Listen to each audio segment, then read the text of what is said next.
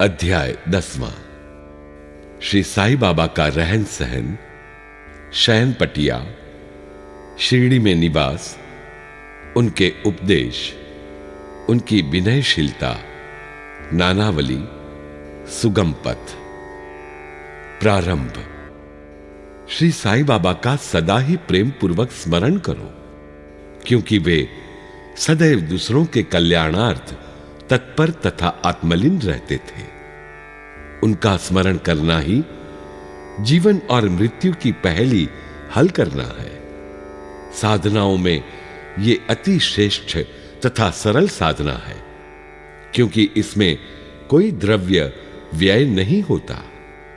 केवल मामूली परिश्रम से ही भविष्य नितांत फलदायक होता है।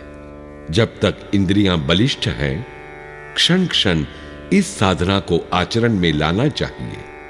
अन्य सब देवी देवता तो भ्रमित करने वाले हैं, केवल गुरु ही ईश्वर है। हमें उनके ही पवित्र चरण कमलों में श्रद्धा रखनी चाहिए। वे तो हर इंसान के भाग्य विधाता और प्रेममय प्रभु हैं। जो अनन्य भाव से उनकी सेवा करेंगे, वे भवसागर से निश्चय ही मुक्ति को प्राप्त होंगे। न्याय अथवा मीमांसा या दर्शन शास्त्र पढ़ने की भी कोई आवश्यकता नहीं है। जिस प्रकार नदी या समुद्र पार करते समय नाविक पर विश्वास रखते हैं, उसी प्रकार का विश्वास हमें भवसागर से पार होने के लिए सद्गुरु पर करना चाहिए। सद्गुरु तो केवल भक्तों के भक्ति भाव की ओर ही देखकर उन्हें ज्ञान और परमानंद की प्राप्ति करा देते हैं। गत अध्याय में बाबा की भिक्षावृत्ति, भक्तों के अनुभव तथा अन्य विषयों का वर्णन किया गया है। अब पाठकगण सुने कि श्री साईं बाबा किस प्रकार रहते, शयन करते और शिक्षा प्रदान करते थे। बाबा का विचित्र बिस्तर। पहले हम ये देखेंगे कि बाबा किस प्रकार शयन करते थे। श्री नाना साहेब डेंगले एक 4 हाथ लंबा और 1 हथेली चौड़ा लकड़ी का तख्ता श्री साईं बाबा के शयन के हेतु लाए। तख्ता कहीं नीचे रखकर उस पर सोते। ऐसा न कर बाबा ने पुरानी चिंदियों से मस्जिद की बल्ली से उसे झूले के समान बांधकर उस पर शयन करना प्रारंभ कर दिया। चिंदियों के बिल्कुल पतली और कमजोर होने के कारण लोगों को उसका झूला बनाना एक पहेली सा बन गया। चिंदियां तो केवल तख्ते का भी भार सहन नहीं कर सकती थी, फिर वे बाबा के शरीर का भार किस प्रकार सहन कर सकेंगी। जिस प्रकार भी हो, ये तो राम ही जाने, परंतु ये तो बाबा की ही एक लीला थी। जो फटी चिंदियां तख्ते तथा बाबा का भार संभाल रही थी। बाबा को तख्ते पर बैठे या शयन करते हुए देखना देवताओं को भी दुर्लभ दृश्य था। सब आश्चर्यचकित थे कि बाबा किस प्रकार तख्ते पर चढ़ते होंगे और किस प्रकार नीचे उतरते होंगे।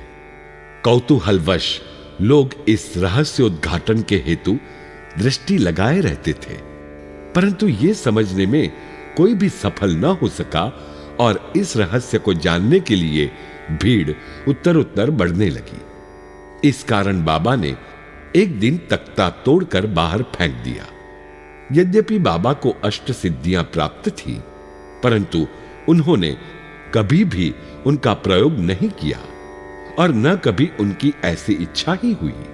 वे तो स्वतः ही स्वाभाविक रूप से पूर्णता प्राप्त होने के कारण उनके पास आ गई थी। ब्रह्म का सगुण अवतार। बाह्य दृष्टि से श्री साईं बाबा 3.5 हाथ लंबे एक सामान्य पुरुष थे, फिर भी प्रत्येक के हृदय में वे विराजमान थे। अंदर से वे आसक्ति रहित और स्थिर थे, परंतु बाहर से जन कल्याण के लिए सदैव चिंतित रहते थे। अंदर वे संपूर्ण रूप से निस्वार्थी थे। भक्तों के निमित्त उनके हृदय में परम शांति विराजमान थी, परंतु बाहर से वे अशांत प्रतीत होते थे। वे भीतर से ब्रह्म ज्ञानी, परंतु बाहर से संसार में उलझे हुए दिखलाई पड़ते थे। वे कभी प्रेम दृष्टि से देखते तो कभी पत्थर मारते, कभी गालियां देते और कभी हृदय से लगाते थे। वे गंभीर, शांत और सहनशील थे। वे सदा दृढ़ और आत्मलीन रहते थे और अपने भक्तों का सदैव उचित ध्यान रखते थे। वे सदा एक आसन पर ही विराजमान रहते थे। वे कभी यात्रा को नहीं निकले। उनका दंड एक छोटी सी लकड़ी थी जिसे वे सदैव अपने पास संभाल कर रखते थे। विचार शून्य होने के कारण वे शांत थे। उन्होंने कांचन और कीर्ति की कभी चिंता नहीं की तथा सदा ही भिक्षावृत्ति द्वारा निर्वाह करते रहे। उनका जीवन ही इस प्रकार का था। अल्लाह मालिक सदैव उनके होठों पर रहता था। उनका भक्तों पर विशेष और अटूट प्रेम था। वे आत्मज्ञान की खान और परम दिव्य स्वरूप थे। श्री साईं बाबा का दिव्य स्वरूप इस तरह का था।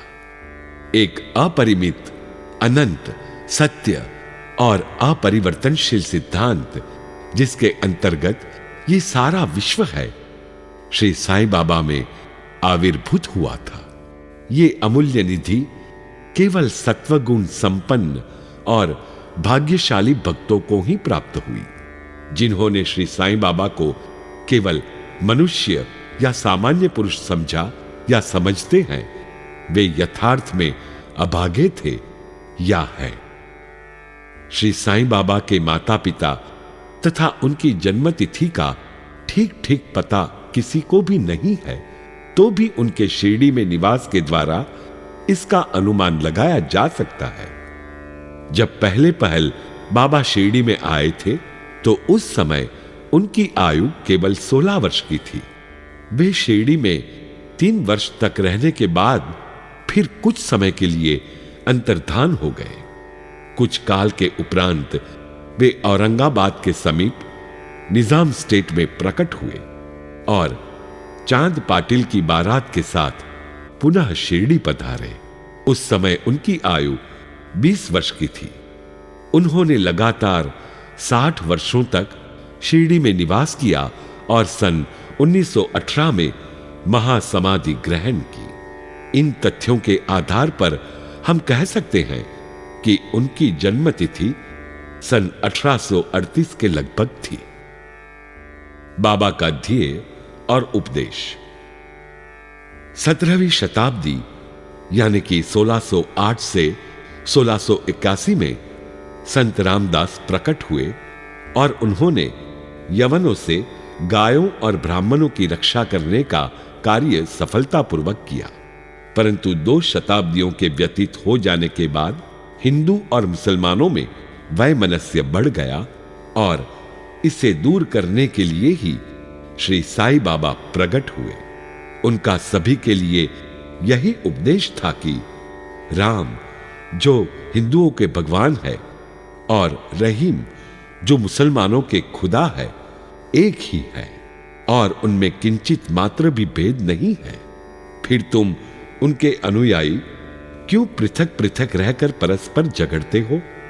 अज्ञानी बालकों, दोनों जातियां एकता साध कर और एक साथ मिलजुल कर रहो, शांत चित्त से रहो और इस प्रकार राष्ट्रीय एकता का ध्येय प्राप्त करो।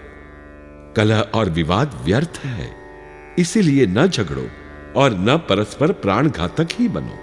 सदैव अपने हित तथा कल्याण का विचार करो। श्री हरि तुम्हारी रक्षा अवश्य करेंगे। योग, वैराग्य, तप, ज्ञान आदि ईश्वर के समीप पहुंचने के मार्ग हैं। यदि तुम किसी तरह सफल साधक नहीं बन सकते तो तुम्हारा जन्म व्यर्थ है। तुम्हारी कोई कितनी ही निंदा क्यों न करे, तुम उसका प्रतिकार न करो।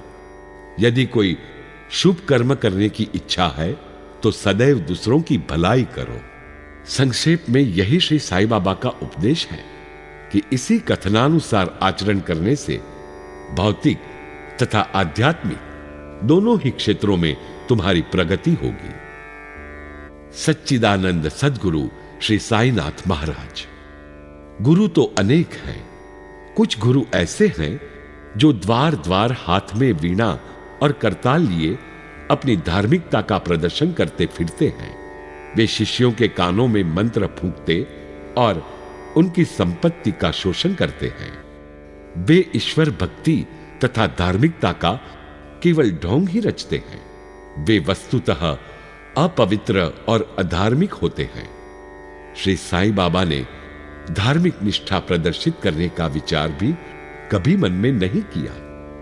दैहिक बुद्धि उन्हें किंचित मात्र भी छू न गई थी, परंतु उनमें भक्तों के लिए असीम प्रेम था। गुरु दो प्रकार के होते हैं, एक नियत और दूसरे अनियत। अनियत गुरु के आदेशों से अपने में उत्तम गुणों का विकास होता तथा चित्त की शुद्धि होकर विवेक की वृद्धि होती है।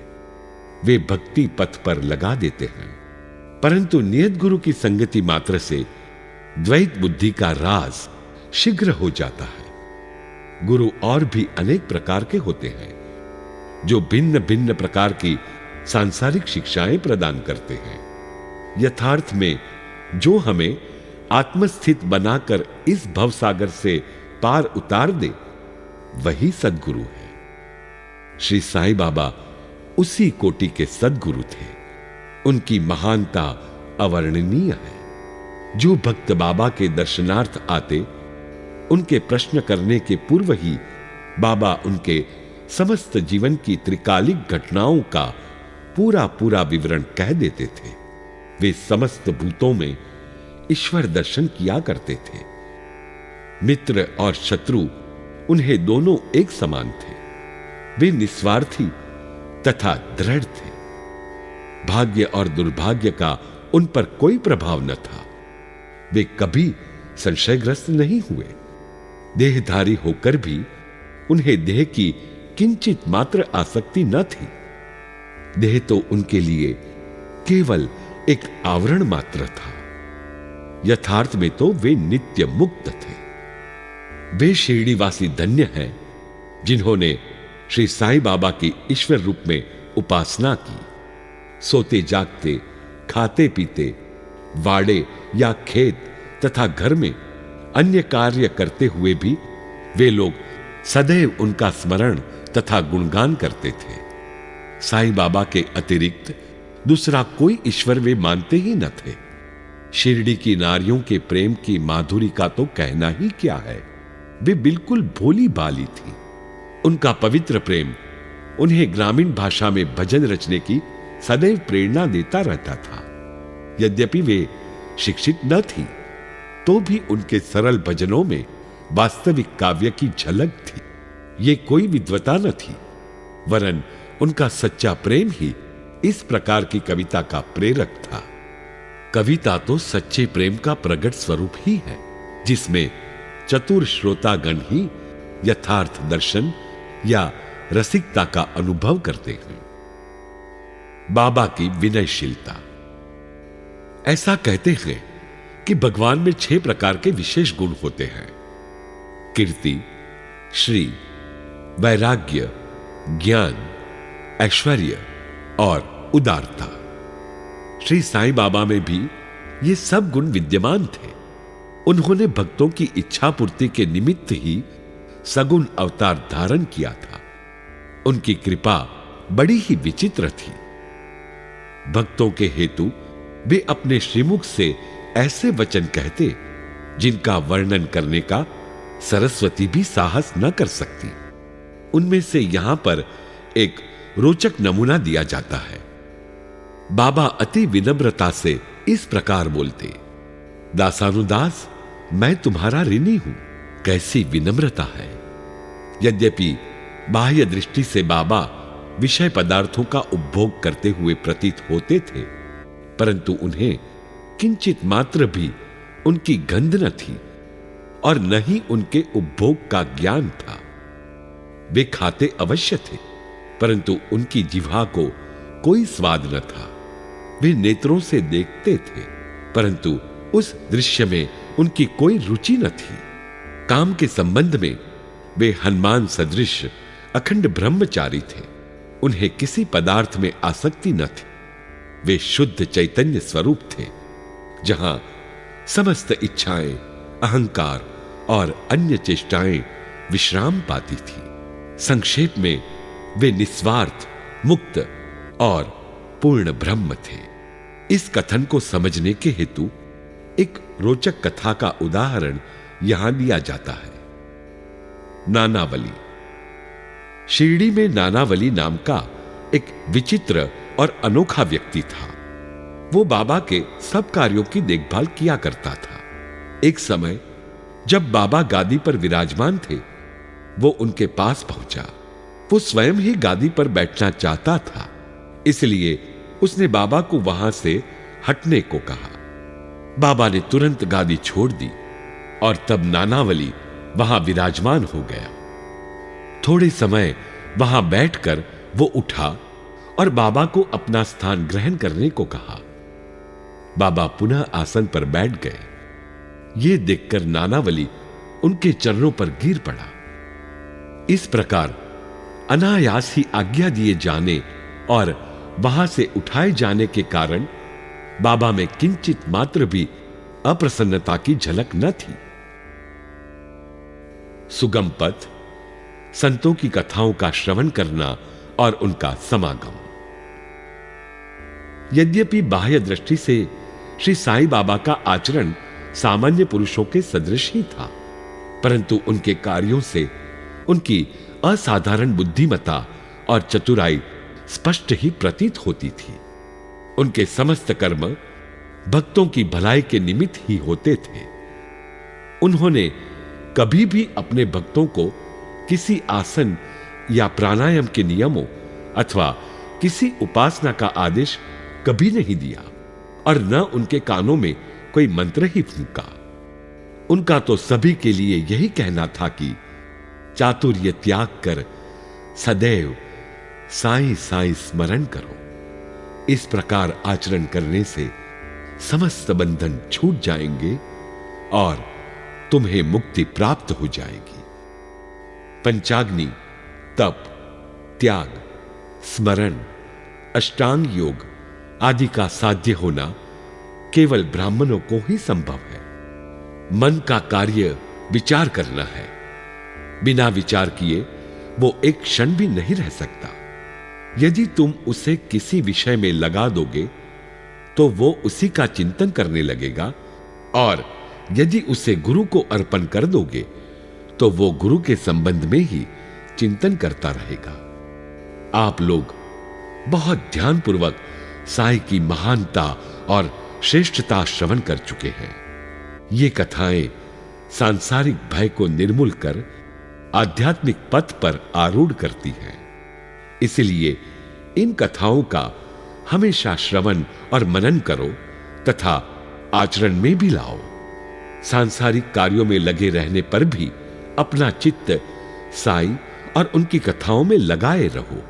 तब तो यह निश्चित है कि वे कृपा अवश्य करेंगे। ये मार्ग अति सरल होने पर भी क्या कारण है कि सब कोई इसका अवलंबन नहीं करते? कारण केवल यह है कि इस कृपा के अभाववश लोगों में संत कथाएं श्रवण करने की रुचि उत्पन्न नहीं होती। ईश्वर की कृपा से ही प्रत्येक कार्य सुचारू एवं सुंदर ढंग से चलता है।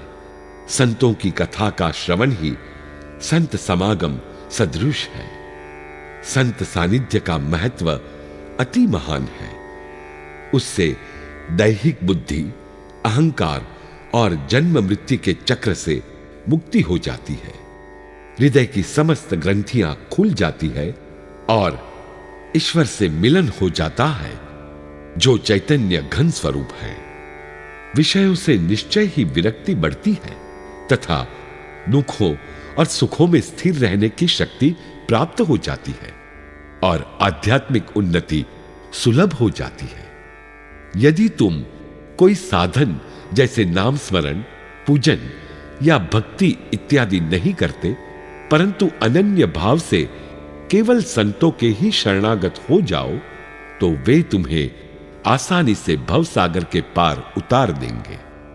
इसी कार्य के निमित्त ही संत विश्व में प्रकट होते हैं। पवित्र नदियां गंगा, यमुना, गोदावरी, कृष्णा, कावेरी आदि जो संसार के समस्त पापों को धो देती हैं, वे भी सदैव इच्छा करती हैं कि कोई महात्मा अपने चरण स्पर्श से हमें पावन करे। ऐसा संतों का प्रभाव है। गत जन्मों के शुभ कर्मों के फल स्वरूप ही श्री साईं चरणों की प्राप्ति संभव है। मैं श्री साईं के मोह विनाशक चरणों का ध्यान कर ये अध्याय समाप्त करता हूं। उनका स्वरूप कितना सुंदर और मनोहर है। मस्जिद के किनारे पर खड़े हुए वे सब भक्तों को उनके कल्याणार्थ उदी वितरण किया करते हैं। जो इस विश्व को मिथ्या मानकर सदा आत्मानंद में निमग्न रहते थे, ऐसे सच्चिदानंद श्री साईं महाराज के चरण कमलों में मेरा बार बार नमस्कार है। श्री सद्गुरु साईनाथार्पण मस्तु। शुभम भवतु।